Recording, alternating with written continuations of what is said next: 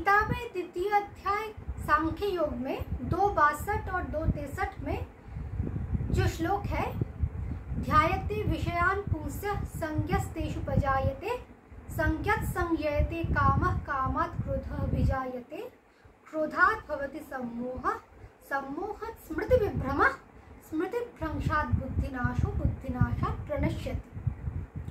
तो ये अर्थ तो ज़्यादातर लोगों को पता ही है जो गीता पढ़ते हैं, तो इसका बाहरी अर्थ तो पता ही है। विषय का चिंतन करते करते विषय में आसक्ति होता है और वो आसक्ति संज्ञस्तेषु पजायते, संज्ञात् संज्ञयते कामः, कामत् क्रोधः विजायते। वो आसक्ति काम में परिवर्तित होता है और वो कामना में जब कोई बाधा डालते हैं ना, तब क्रोध आ जाते हैं। तो वो क्रोध बुद्धिनाश करते हैं, बुद्धि भ्रष्ट कर देते हैं, मोह उत्पन्न करते हैं। वो मोह से बुद्धिनाश होता है और बुद्धिनाश में अंत में विनाश होता है। यही तो अर्थ है ना। तो देखिए, ये होता है जागतिक क्षेत्र में। ठीक इसी प्रकार ये एक घटना ईश्वरीय क्षेत्र में भी घटते हैं। एक ही घटना ईश्वरीय क्षेत्र में। अरे ये तो जगत के लिए कहा, ईश्वरीय क्षेत्र में तो परम आनंद, परम शांति मिलता है। और ये कह रहे हैं कि विनाश होते हैं, बुद्धिनाश होते हैं। हाँ जी, होते हैं। तो राधा के महाभाव, मादनाख्य महाभाव, चित्रजल्प दशा जिसे पता है, कलयुग में किसी को पता नहीं है, और जिसे पता है वो दिखाई नहीं पड़ेगा सामने। तो छोड़िए। तो देखिए, निरंतर ईश्वरीय चिंतन अगर करोगे, निरंतर ईश्वरीय चिंतन, निरंतर, वो प्रवचन देने के लिए, पैसे कमाने के लिए नहीं, आत्मा से, मन से निरंतर चिंतन, एक ही चिंतन।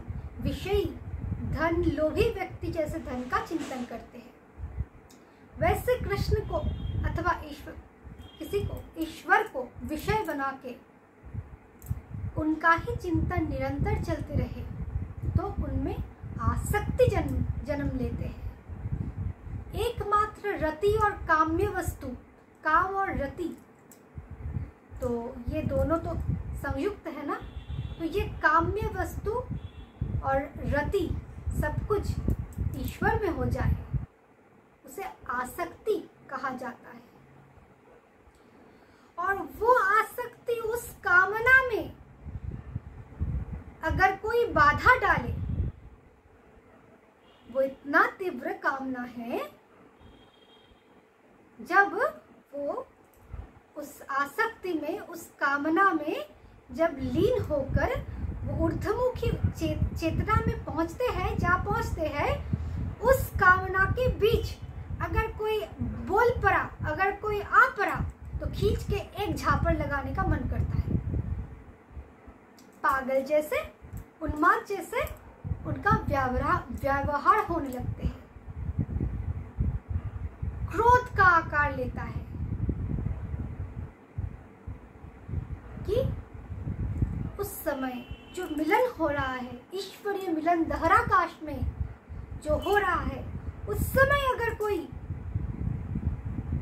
डिस्टर्ब करे तो वो सहा नहीं जाता, क्योंकि उस समय जो हर रोमकूप में हर एक वासना अंड रहता है, वासना का बीज रहता है, वो सब कुछ कृष्ण केंद्रित हो गया, ईश्वर केंद्रित हो गया। हर एक कोशिका ईश्वरीय प्रेम में मग्न हो गया और अव्यक्त होने लगा। और उसी समय डिस्टर्ब करने के लिए कोई आ गया, वो ब्रह्मांड अव्यक्त होने वाला है। तब शेषनाग का वो कोप उस समय दिखाई पड़ता, वो अहं तत्व क्रुद्ध हो जाता। चैतन्य चरितामृत में पढ़े होंगे अथवा ठाकुर परमहंस देव की लीला कथा में भी पढ़े होंगे। वे लोग तो डंडा लेकर मारने के लिए भी भागते थे, क्योंकि वो जो मिलन है, तो बाहर के लोग समझ में नहीं पाएगा ना। वो सोचेगा वो ध्यान कर रहा है, बैठे हैं, चुपचाप बैठे हैं, जरा जाके बातचीत करें उनसे। लेकिन उसके अंदर क्या बीत रहे हैं, क्या पीड़ा हो रहे हैं, क्या अंतर्दाह हो रहा है, क्या उत्ताप है, क्या तप है, वो तो वो संसारी जागतिक घिनौने व्यक्ति समझ नहीं पाता है ना। तब आता है क्रोध। क्रोध का संचालन होता है। तो वो क्रोध जब बाहर दिखाई पड़ता है तो उसे पागल समझा जाता है, उन्माद हो जाता है, क्योंकि वो तब मोहग्रस्त है, दिव्योन्माद दशा में है। क्रोधात् भवति सम्मोह, और ये सम्मोह ऐश्वरिक सम्मोह कहा जाता है, दिव्योन्माद दशा।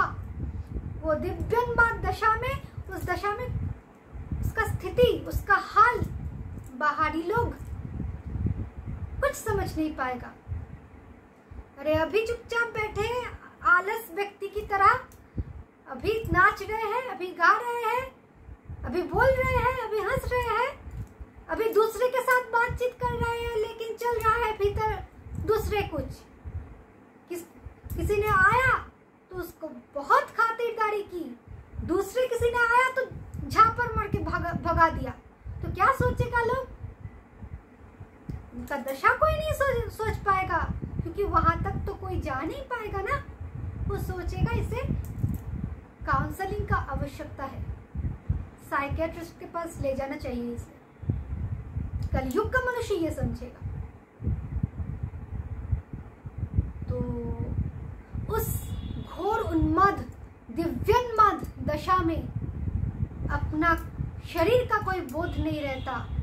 शरीर में वस्त्र है या नहीं, श्रृंगार किए है या नग्न है, कुछ भी पता नहीं चलता, क्योंकि बोध ही नहीं रहता। ज्यादातर समय प्रियतम के पास रहता है ना यहाँ। तो उसके बाद क्या होता है? आपने अल्जाइमर पेशेंट देखे होंगे। वो क्या करते हैं? भूलते। एक उम्र के बाद हर कोई अल्जाइमर की तरफ भी जाते हैं। बुढ़े लोग, बुजुर्ग लोग, वे लोग क्या करते हैं? भूलते जाते हैं। जितना उम्र बढ़ता है, 70-80 साल होता है तो भूलते जाते हैं। तो वही होता है उस दिव्योन्माद दशा में, जब प्रियतम में जितना लीन होता जाता है, संसार भूलते जाते हैं, पहचान नहीं पाता। धीरे धीरे सब कुछ भूल होने लगता है, क्योंकि उसे कुछ आवश्यकता ही नहीं। वो भोजन किया कि नहीं, कुछ पिया कि नहीं, चल रहे हैं या बैठ रहे हैं या सो रहे हैं, किसी का कोई मतलब नहीं, कुछ पता नहीं उसे। कोई आया तो उसके साथ बातचीत नहीं, क्योंकि वो उससे कोई मतलब नहीं। मतलबी व्यक्ति बातचीत करते हैं ना। अकेलेपन महसूस होता है, इसीलिए लोग दूसरे से बातचीत करते हैं। लोग अकेला नहीं रह सकता, किसी ना किसी मित्र का आवश्यकता चाहिए। अकेले कैसे रहूं? लेकिन उसे तो वो तो पा लिया। चार दीवार के अंदर वो आराम से जी सकते हैं, परमानंद में मग्न हो सकते हैं। और कोई आए तो वो उसके लिए कंटक है, कांटा है, क्योंकि वो प्रियतम से बिछड़ने के लिए वो आ रहा है, वो व्यक्ति। तो इसलिए ये मोह की तीव्रतम दशा, जो बुद्धिनाश का दशा है, तो ऐसा बुद्धिनाश सभी को हुआ था। चैतन्य महाप्रभु से लेके ठाकुर से लेके सबको पागल घोषित किया जाता था उस समय। मीरा को और राधा तो छोड़ ही दीजिए। और उसके बाद क्या होता है? प्रलय। प्रलय अष्ट सात्विक विकार में अंत में जो अंत लीला होते हैं उसमें है प्रलय, यानी कि नित्य परम में लीन हो जाना, नाश हो जाना, संसार का संपूर्ण नाश, प्रपंच का संपूर्ण लय, वो है प्रलय।